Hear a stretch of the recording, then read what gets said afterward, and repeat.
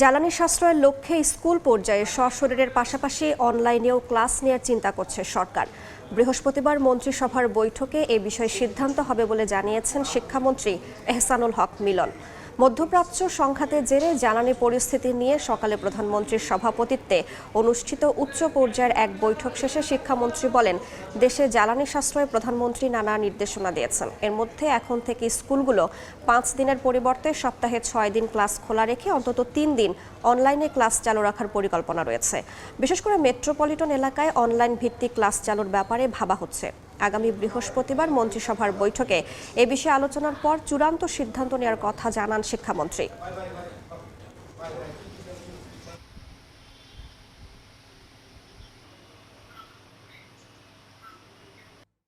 আমাদের স্কুল সিস্টেমগুলোকে অনলাইনে এনে তাদেরকে অন অ্যান্ড অফ মানে ব্ল্যান্ডিং সিস্টেম মনে করেন উইকলি আমাদের 5 দিন ক্লাস ছিল।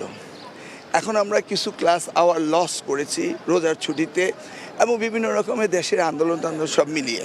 তো আমরা স্কুল আওয়ারটাকে অর্থাৎ 6 ডেজে উইক করছি।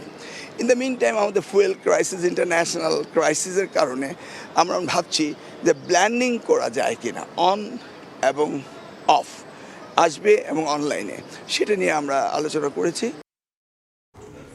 বিস্তারিত জানাতে এই মুহূর্তে সচিবালয়ে আছেন সহকর্মী প্রসূন আশিস, সরাসরি যাচ্ছি তার কাছে।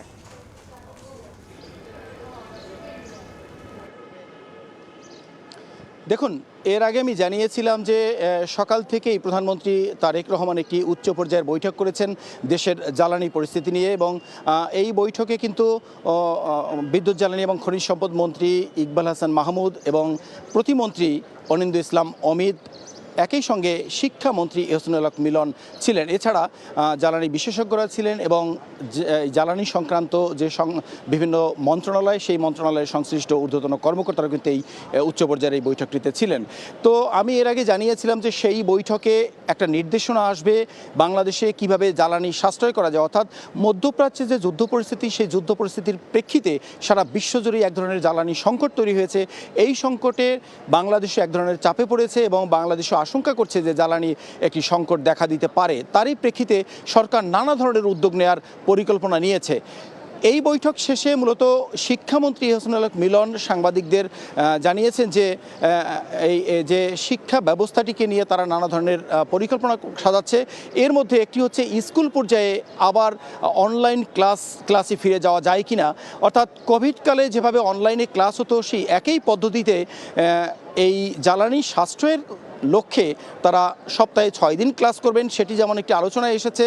এবং এই 6 দিনের মধ্যে 3 দিন হবে অনলাইনে ক্লাস এবং 3 দিন সশরীরে শিক্ষার্থীরা ক্লাস করবেন স্কুলে গিয়ে, এরকম একটি আলোচনা চলছে।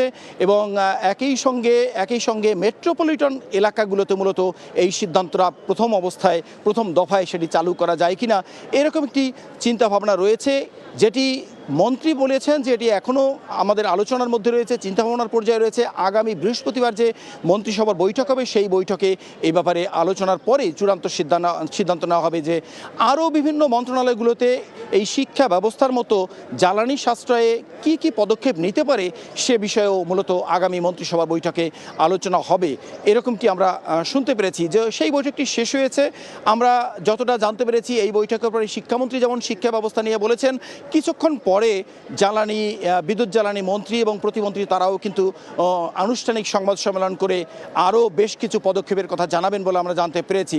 এই ছিল মূলত সচিবালয় থেকে এই জ্বালানি সাশ্রয়ের জন্য প্রধানমন্ত্রীর বৈঠকের সবশেষ তথ্য। এছাড়া প্রধানমন্ত্রীর বেশ কয়েকটি বৈঠক রয়েছে, সেগুলো সম্পর্কে আমরা যখন জানতে পারবো সেগুলো পরবর্তীতে জানিয়ে দিতে পারবো। এই ছিল সবশেষ তথ্য। সরাসরি যুক্ত ছিলাম সচিবালয়ে।